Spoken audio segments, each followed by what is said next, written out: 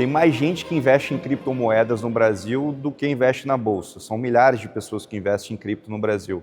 E falar de regulação em criptomoedas é proteger o patrimônio de milhares de brasileiros que investem nesse tipo de ativo.